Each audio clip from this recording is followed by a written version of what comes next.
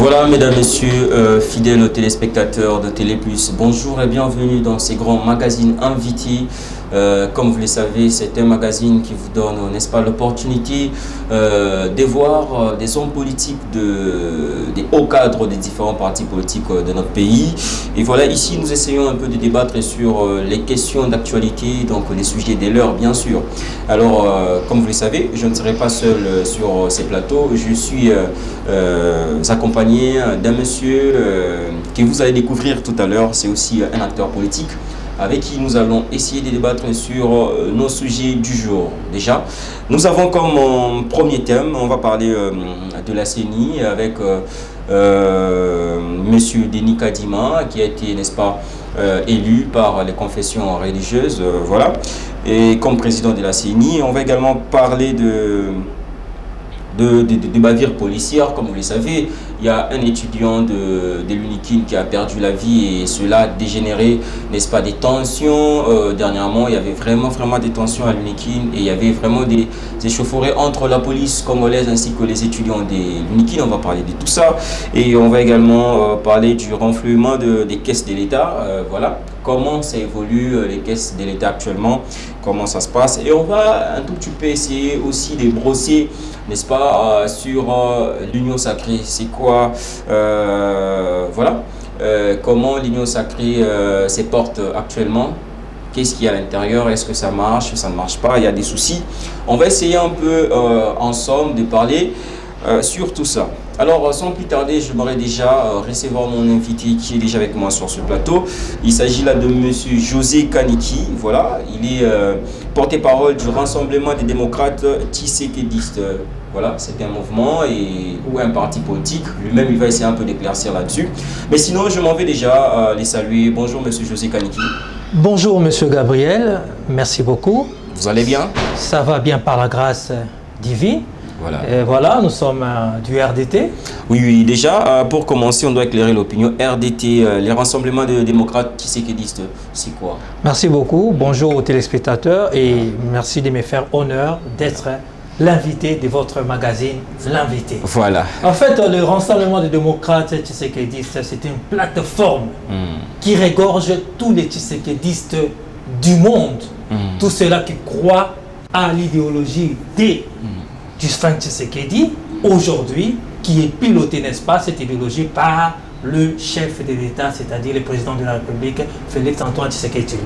Mais au sein du RDT, qui est une plateforme, eh bien, nous sommes dirigés par celui que moi j'ai toujours appelé le warrior. Le warrior, c'est-à-dire le ministre honoraire Sylvain Mutombo Kambinga, qui est le coordonnateur national, n'est-ce pas, du RDT, et le CG qui est le CG Asseto Fataki. Voilà un peu en succinct ce qu'est le RDT. Et nous avons pour mission, vous savez, d'ici là nous aurons 2023, nous allons atterrir sur 2023, nous aurons une élection. Et bien l'objectif du RDT c'est quoi? C'est tout simplement donner la majorité au chef de l'État en 2023 pour que nous ne puissions pas vivre encore ce que nous avons vécu en 2018. L'objectif c'est 100 députés pour la majorité parlementaire en 2023 en faveur bien sûr du chef de l'État. Est-ce que vous allez y arriver? Nous allons y arriver par, n'est-ce pas, le travail. Nous sommes capables de convaincre. Nous avons déjà fait un travail avec le temps que nous avons eu à exister. Eh bien, nous croyons que d'ici là, nous allons arriver à cet objectif. Soyez-en sûrs. D'accord, merci. D'ici là, vous allez atteindre les objectifs de donner la majorité au président de la République après les élections de 2023, bien sûr. D'accord, nous vous félicitons quand même pour cette bravoure et aussi pour cette croyance. Merci beaucoup. Voilà, alors, sans plus tarder, nous allons entamer notre premier sujet. On va parler d'abord de l'Union sacrée, parce que là, cette plateforme soutient les chefs d'État, donc vous êtes dans l'Union sacrée. Actuellement, comment trouvez-vous, vous personnellement, l'Union sacrée? Moi, je pense que nous devons rester rationnels et nous devons garder surtout le bon sens. Justement. Je pense que l'union sacrée existe bel et bien. Oui, exactement. L'union sacrée a pris corps. L'union sacrée, du moment qu'il y a un gouvernement qui est issu de cette union-là, de ces personnes, de ces plateformes et partis politiques, ces personnes qui ont accepté, n'est-ce pas, d'accompagner le chef de l'État dans sa vision du peuple d'abord, c'est-à-dire mettre l'homme au centre de toute action politique. Et ce gouvernement existe depuis 3 mois. Donc l'union sacrée existe bel et bien. Nous avons aussi une majorité au niveau de l'Assemblée nationale, si pas au Sénat. Eh bien, l'union sacrée existe bel et bien et l'union sacrée est en train de faire son travail. Mais seulement, comme dans toute famille, monsieur, il y a des chahuts. Comme dans toute famille, il y a des problèmes, des difficultés, n'est-ce pas? Et il y a certaines difficultés, il y a certaines personnes, il y a certaines plateformes qui se sentent un peu frustrées et ça c'est normal. C'est ça même la vie politique. Mais sinon, nous pensons que l'union sacrée existe et elle est en train de faire son chemin et elle accompagne le chef d'État jusqu'à preuve du contraire. Mais l'union sacrée, c'est quand même une famille, vous êtes ensemble, vous êtes unis pour accompagner les chefs de l'État dans sa vision. Mais aujourd'hui, il y a, on dirait, de l'hypocrisie dans l'union sacrée, vous essayez de frustrer les autres. Ah non, pas du tout.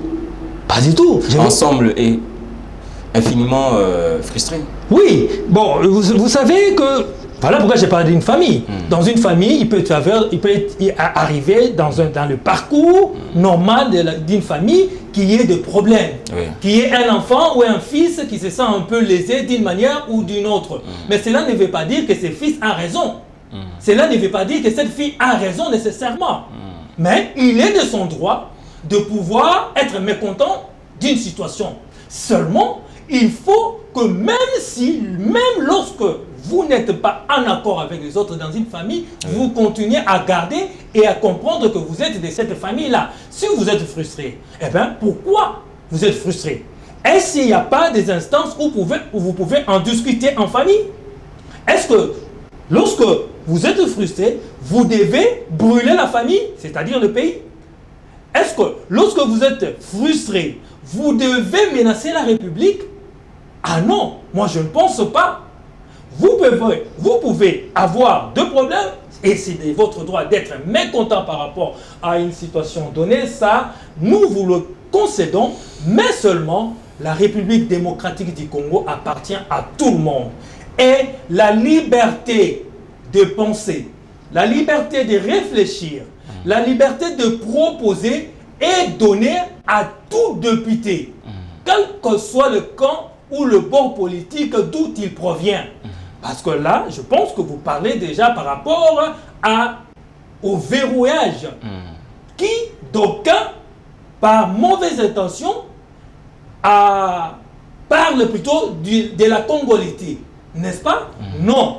Ici, et puis, pour n'est-ce pas, vous aider à bien comprendre les choses, il y a déjà une certaine opinion qui pense que c'est le chef de l'État, Félix Tshisekedi, qui est derrière toutes ces manœuvres-là de la loi sur les verrouillages au poste régalien du pays, notamment pour écarter Moïse Katumbi à la course en 2023. Quelle est votre réaction par rapport à ceux qui pensent de la sorte? Les Congolais qui pensent de la manière... Monsieur Gabriel, moi je pense que c'est les Congolais qui pensent de la sorte, eh bien ils font fausse route. Parce que vous devez, je dois les rappeler ici, que celui qui a permis, étant que président de la République, c'est sous le régime du président de la République que nous avons vu M. Moïse Katumbi revenir au pays. C'est sous ce régime qu'on a octroyé, n'est-ce pas, ces nouveaux passeports à M. Moïse, qui autrefois la Kabylie avait retiré. C'est dans ce régime où M. Moïse est libre de faire tous ces mouvements, d'aller à gauche et à droite dans toute la République avec son safari. C'est dans cette République où lorsqu'il y a eu cette constitution de l'union sacrée, la gestation de cette union sacrée, où nous avons vu plutôt le chef de l'État proposer la primature, c'est-à-dire être premier ministre de ce grand pays à M. Moïse Katumbi. Donc, le chef de l'État ou la famille des Tshisekedistes, nous n'avons pas peur de Moïse, nous le considérons comme un allié. C'est lui qui veut s'éloigner de cette famille-là. M. Ntsengi Pouloulou est libre de penser. Il est de l'union sacrée. Mais l'ensemble pour la République aussi est de l'union sacrée. Donc, cela prouve tout simplement qu'il y a liberté de penser. Même au sein du RDT.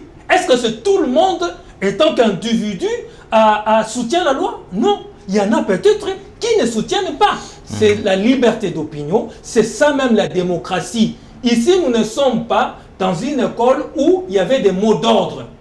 Ou pour qu'un député puisse agir selon sa pensée, selon ses idées, il doit d'abord demander l'autorisation d'une certaine autorité morale. Nous, ce n'est pas le cas. Nous sommes de la famille de la démocratie et du tshisekidisme. Donc, la liberté à chacun de proposer. Les chefs de l'État ou même les tshisekidistes ne sont ni de près, ni de loin concernés par cette affaire de Tsing Pouloulou. Mais seulement, chacun a la liberté de soutenir une loi qu'il pense être avantageuse pour son pays. Et voilà. D'accord, alors une toute petite question pour clore, n'est-ce pas, avec ce tout premier sujet de l'Union Sacrée où il y a aujourd'hui, on peut le dire sans crainte d'être contredit, à boire et à manger. On va parler de l'équilibre sur l'état des droits. Vous savez que M. Jacques Ndala, il est actuellement incarcéré. Il a écopé 2 ans de prison pour ce que vous connaissez. Il est reproché d'inciter les Congolais à la rébellion, ça vous le savez. Alors vous qui êtes dans l'Union Sacrée, comment jugez-vous les tout derniers propos de M. Augustin Kabouya qui a dit que cette fois-ci, si on essaie encore de nous menacer, tous les combattants de l'UDPS vont prendre les armes? Et par rapport à cela, la même structure de lutte contre l'impunité qui avait, n'est-ce pas, déposé une plainte contre M. Jacques Ndala vient également de déposer une plainte contre M. Augustin Kabouya. Tellement que nous prenons sur l'état des droits, tellement que l'Union Sacrée c'est une famille, vous personnellement, ou soit en tant que membre de la RDT qui est proche du pouvoir, quelle est votre lecture? Pensez-vous aussi que M. Kabouya doit également être traduit en justice, comme M. Jacques Ndala? Déjà, je vais vous parler franchement. Personnellement, je n'ai pas suivi ces propos-là. Okay. Mais comme vous le dites, eh ben, je vais essayer d'analyser. Comme intellectuel, je vais donner mon avis. Je pense que l'état de droit est effectif dans ces pays. Okay. L'état de droit n'est pas encore parfait. Parce que nous venons de loin. Nous sommes en train de faire nos premiers pas dans cet état de droit-là. Elle peut balbutier encore. Comme un enfant qui naît, il doit prendre au moins 9 mois ou 1 année, si je ne m'abuse, pour pouvoir faire ses premiers pas. Mais seulement, les 2-3 premiers pas de cet enfant, il faut encourager. Et c'est à ce niveau-là où nous sommes. Vous nous parlez de M. Jacques Ndala. Si vous avez le courage de balancer. La même structure qui a accusé M. Jacques Ndala d'avoir incité à la rébellion, c'est cette même structure-là de lutte contre l'impunité qui, cette fois-ci maintenant, a déposé une plainte contre M. Augustin Kabouya, également pour ses propos. Eh bien, je pense honnêtement que si c'est pour les propos de M. Augustin Kabouya, comme vous le dites, sont des mêmes natures que les propos de M. Jacques Ndala, eh bien, la justice doit faire son travail. Voilà. J'aimerais terminer ici. Mais c'est là, il ne faut pas présenter dans l'opinion comme si ce que M. Jacques Ndala avait dit était une bonne chose. Non, on ne dit pas que c'est une bonne chose. Donc, mais c'est moi que nous aimerions quand même voir un état des droits qui soit équitable sur tout le monde. Exactement. Voilà. Maintenant, c'est à la justice de faire son travail. Merci beaucoup. C'est à la justice de faire, bien évidemment, son travail. Alors, cette fois-ci, nous allons parler de réserves nationales qui sont actuellement à 2 milliards et 500 millions de dollars américains. Une avancée significative. Ah, mais comment donc, M. Gabriel? C'est une avancée significative, effectivement. Parce que je veux vous rappeler, mais aussi aux téléspectateurs de l'émission Invité, n'est-ce pas, des choses. Vous savez que l'ancien régime, c'est-à-dire le régime de M. Kabila, en sortant, ils ont chanté sur tous les toits, ici dans la République, qu'ils avaient laissé à la réserve nationale ou bien au pays 1,2 milliard après 20 ans ou 18 ans de régime et de gouvernance. Vous vous imaginez chanter sur tous les toits que nous avons laissé 1,2 milliard. Ah non, mon frère, c'est quand même désolant et regrettable à mon humble avis. Et lorsque ce gouvernement de Warriors arrive, 3 mois après, je dis bien monsieur le Gabriel, 3 mois après, nous atteignons déjà 2 milliards 500 millions, si pas 3 milliards. Et les caisses des entreprises de l'État sont renflouées à hauteur plus ou moins de 500 à 600 millions. Eh bien, c'est un gouvernement encouragé. Et vous savez pourquoi on en est arrivé là? Eh bien, c'est aussi grâce à ce travail-là de l'IGF. Autrefois, il n'y avait pas la peur de gendarmes. Tous ces mandataires, toutes ces personnes qui sont placées dans des entreprises génératrices de recettes, eh bien, n'avaient personne pour le contrôler. Aujourd'hui, il y a l'IGF. Aujourd'hui, il y a les changements de mentalité. Certes, ce n'est pas encore parfait, mais au moins, il y a la peur du gendarme. Et quand vous avez des mandataires, quand vous avez des structures qui ont peur du contrôle, eh bien, ça évite un certain détournement. Et ces détournements, lorsqu'ils sont au rabais, automatiquement, l'argent qui est entré dans les caisses des individus, ça vous permet, en ce moment-là, que ces finances puissent entrer dans les caisses de l'État. Mais maintenant, nous ne devons pas, n'est-ce pas, nous prendre pour un acquis que les choses se sont améliorées. Non, nous devons continuer à travailler. Continuer dans quel sens? C'est que ces réserves nationales doivent quitter à ce niveau-là pour produire maintenant les résultats sur terrain. C'est-à-dire que les finances de la République puissent atterrir dans l'assiette des Congolais. C'est ça aussi le social. Puisse atterrir dans la gratuité de l'enseignement. Puisse atterrir dans l'armement, dans la structuration de notre armée qui recherche la paix à l'Est. Mais ça doit atterrir dans tout ce que vous venez d'évoquer. Mais jusque-là, on ne voit pas. L'impact n'est pas visible dans les trains de vie des Congolais. Monsieur, sur terrain, Monsieur Gabriel, encore dans la misère. Monsieur Gabriel, vous avez eu 40 ans, 50 ans de destruction de ces pays. Et nous n'avons jamais eu à atteindre, disons, ces niveaux de réserve nationale.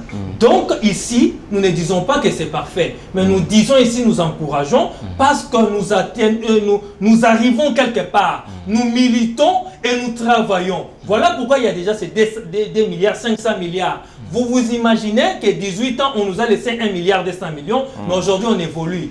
Le travail, ça s'est fait progressivement, Monsieur Gabriel.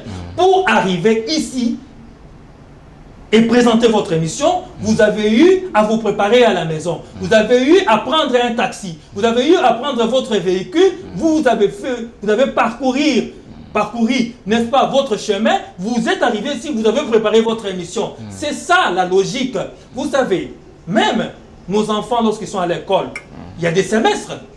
Mais lorsque votre fils, votre fille réussissez au premier semestre ou bien au premier trimestre, vous encouragez ou bien vous n'encouragez pas? On encourage. Et voilà, c'est tout simplement ce que nous disons. Mais seulement, nous allons dire aux autorités de la République de continuer à travailler et de ne pas baisser les bras, voilà, de travailler pour et de continuer à travailler l'intérêt du peuple. L'intérêt du peuple. D'accord, merci. Alors, cette fois-ci, il nous reste 2 petits sujets, non pas 2 petits sujets, 2 grands sujets avec lesquels nous allons, n'est-ce pas, finir notre émission. On va parler des bavures policières avant de clôturer avec les sujets du moment qui est la CENI. Voilà, les bavures policières, elles exagèrent. J'ai des larmes aux yeux. En tant que Congolais, j'ai des larmes aux yeux. Qu'est-ce que vous avez à dire? J'ai des larmes aux yeux. Pourquoi? Parce que ce sont des vies qui tombent comme ça, bêtement, inutilement, à cause de la bêtise policière. Un policier qui tue un étudiant de G2, imaginez-vous. C'est quand même un petit garçon. Et c'est vrai qu'il est majeur, mais en G2, c'est quand même quelqu'un qui peut pas faire qui peut pas faire face à la police. Mais comment il a réussi? J'irai plus loin. Oui. Non seulement parce qu'il est étudiant, mais parce que c'est un humain. Et la vie est sacrée. Vous comprenez? Et ça, j'adresse déjà au nom du RDT, du Rassemblement des démocrates tshisekedi, eh bien, j'adresse mes sincères condoléances, nos sincères condoléances à la famille éplorée. Et même aujourd'hui, j'aurais appris qu'au niveau des Bandal, il y a un policier qui a tiré encore sur son collègue policier, son collègue policier. Qui est tombé aussi sur les champs. Exactement. Oui. Ça, c'est condamnable. Maintenant, c'est aux autorités de la République de pouvoir mettre fin à ce genre de choses, mais aussi de pouvoir traquer ces policiers, n'est-ce pas, qui ne font pas bien leur travail. Qui ne font pas bien leur travail, ils doivent subir la rigueur de la loi et de l'état de droit. Et ce genre de choses, nous ne pouvons pas continuer à l'accepter. Que les autorités policières puissent s'en occuper. Mais seulement, nous devons aussi humblement signaler ici, clairement, que les bavures policières, ces genres de choses arrivent dans tous les pays du monde. Et dans tous ces pays du monde, on sanctionne. La police sanctionne ces éléments récalcitrants qui commettent ce genre de bavures. Voilà, parce que dernièrement, les commandants de la ville de Kinshasa, le général Silvano Kasongo a également annoncé que c'est lui qui a tiré sur ces garçons-là, des G2, des Lunikin, ces policiers-là, est recherché. Jusque-là, il n'est pas encore trouvé. Voilà pourquoi il doit être traqué, traqué même. Le général Kasongo a quand même rassuré la population qu'il sera vraiment sanctionné. Voilà. On attend quand même qu'il en soit ainsi, parce que tous les policiers qui restent doivent au moins comprendre qu'ils ne peuvent pas faire n'importe quoi. On ne joue pas avec un fusil. Pas du tout. Donc voilà. Pas du tout. Alors, chers policiers, vous et nous sommes tous congolais. Donc il y a certaines pratiques que vous devez éviter. Ce n'est pas parce que vous portez un fusil que vous pouvez vous permettre de faire n'importe quoi. Ça, ce n'est pas bon, ce n'est pas logique. Il faut vraiment qu'on s'entraide. Nous sommes tous humains. Quand il y a des incompréhensions, en tant qu'humain, on ne peut que chercher à trouver des solutions pour continuer à vivre paisiblement et non ôter la vie d'un humain comme ça. Parce que vous détenez un fusil, c'est tellement méchant. Même Dieu n'est pas content de cela. Alors, on finit par la CENI. Vous êtes au courant de ce qui s'est passé. Monsieur Denis Kadima, élu par les confessions religieuses comme président de la CENI. Bon, vous savez, moi j'aime quand même ne pas affirmer de choses. Mais ce qui est vrai, il y a eu ces rumeurs-là et les tendances vont dans cette direction. Oui. Parce que rien n'est encore officiel. Justement. Vous comprenez que je suis politique, donc je dois être assez réservé sur certains sujets. Mais j'aimerais dire ceci. Voilà.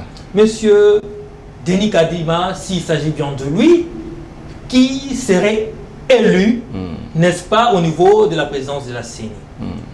Mais nous avons tous souhaité les élections, ou nous souhaitons les élections en 2023. Justement. Déjà, nous prenons des retards. Bon, maintenant, c'est là, cette émission a été dévolue ou donnée aux confessions religieuses. Ils sont à 8. Mais, monsieur Gabriel, vous pouvez comprendre que les hommes des dieux, les confessions religieuses, qui sont réputées être des personnes véridiques, des personnes qui ne peuvent pas être trompées dans les mensonges. En quelque chose, on peut aller plus loin pour dire qu'ils sont en quelque sorte irréprochables. Ah mais voilà, merci beaucoup. Merci beaucoup pour cette correction. Et n'arrive pas à 2 reprises s'entendre pour sortir une personne qui pourra faire le consensus à leur niveau et pour que ces pays puissent avancer dans le sens des élections. C'est quand même déplorable et désolant. Et aussi honteux. Mais vous le dites. Mais lorsque vous êtes à 8, 6 acceptent ou coptent une personne. Eh bien, les 2 autres qui restent, logiquement parlant, s'ils sont honnêtes, parce qu'ils ont accepté que ce monsieur soit candidat, ils doivent s'incliner. Nous parlons d'un consensus. Et le consensus ne veut pas dire que tout le monde doit être d'accord. C'est ça. Du moment que c'est la majorité, eh bien, on peut s'incliner. On doit même s'incliner. Le consensus n'est pas synonyme de l'unanimité. Voilà. Non. Donc, nous pensons que ceux-là qui, une fois encore, et je l'ai dit avec beaucoup de difficultés, eh bien, ces 2 confessions religieuses, eh bien, ils exagèrent. Il s'agit de l'église catholique et l'ECC. Vous les citez. Oui. Il y a cela 2 jours ou 3 jours comme ça, ils nous parlaient des menaces. Mais qui les menaçait?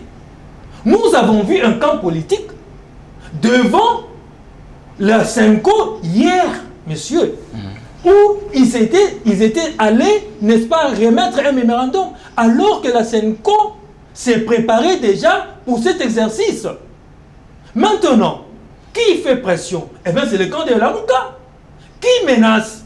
Vous n'avez pas suivi, M. Gabriel. M. Fayolouché, votre confrère qui sont sur Top Congo, dire qu'il demandait, qu'il exigeait même aux confession religieuse, c'est-à-dire aux prêtres catholiques, aux prélats, disons, à la Senco pour être plus précis, de ne pas envoyer ses représentants au niveau de la CENI. Et lorsque vous n'envoyez pas vos représentants au niveau de la CENI, automatiquement, qu'est-ce que vous voulez? Nous glissons. Finalement, qui veut le glissement, qui veut les élections? Vous n'avez pas suivi l'un des communicateurs, M. Pengue, pour ne pas les citer, tout le jour chez votre confrère, Christian Lissaken, encore sur Top Congo, où il demandait à ses militants de veiller à ce que les confessions religieuses ne choisissent pas ou n'envoient pas leurs représentants au niveau de la CENI. Finalement, qu'est-ce qu'on veut dans ces pays? On veut une fois une chose et son contraire.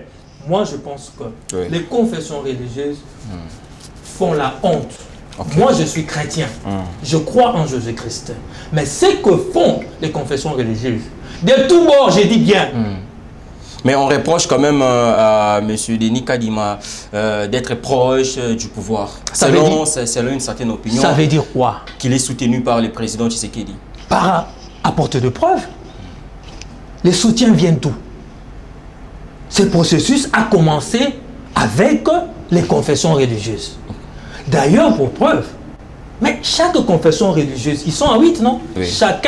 Chacune des confessions religieuses avait son candidat. Cela prouve déjà que chaque confession religieuse est tendancieuse. Pourquoi déjà 3-4 confessions religieuses ne s'étaient pas déjà mis derrière un seul candidat? C'est-à-dire que chaque confession religieuse veut de son nom. Et où est la place maintenant du soutien du chef de l'État? Est-ce que c'est M. Kadima, que je ne connais même pas, vous pensez qu'il n'est pas compétent? Qui avait accepté sa candidature? Comment M. Malonda autrefois avait eu l'opportunité de pouvoir se retrouver au niveau de la présidence de la CENI et le peuple avait rejeté après? C'est grâce aux critères, à partir des critères, je pourrais dire tribal, d'une église, c'est-à-dire l'église catholique. Pensez-vous que M. Denis Kadima remplit quand même les critériums? Mais vous n'avez qu'à voir son CV. Okay. Vous n'avez qu'à voir, n'est-ce pas, son cursus. Et il n'est pas le seul. Nous ne disons pas que M. Botoko ou M. Daniel Kawata ou encore les autres ne sont moindres. Mais c'est lui qui a été choisi par les 6 sur 8. Qu'est-ce qu'on fait? Qu'est-ce qu'on fait? D'accord, alors nous sommes pratiquement à la fin de notre magazine d'aujourd'hui invité. Je vous accorde au moins quelques secondes. Regardez la caméra, adressez-vous au peuple congolais, à nos autorités et aussi aux membres du RDT, les rassemblements des démocrates tshisekidistes. Nous disons ceci au peuple congolais, que nous ne devons pas toujours rechercher une chose et son contraire. Nous devons avancer. Nous réclamons déjà les élections pour 2023 et nous sommes sur ces chemins-là. Les confessions religieuses ont accepté ou adopté un individu qui est aussi compétent. Eh bien, donnons à cette personne ou cette personnalité la chance de pouvoir nous organiser des élections afin qu'il n'y ait plus crise, je ne sais pas, de légitimité ou vérité des urnes.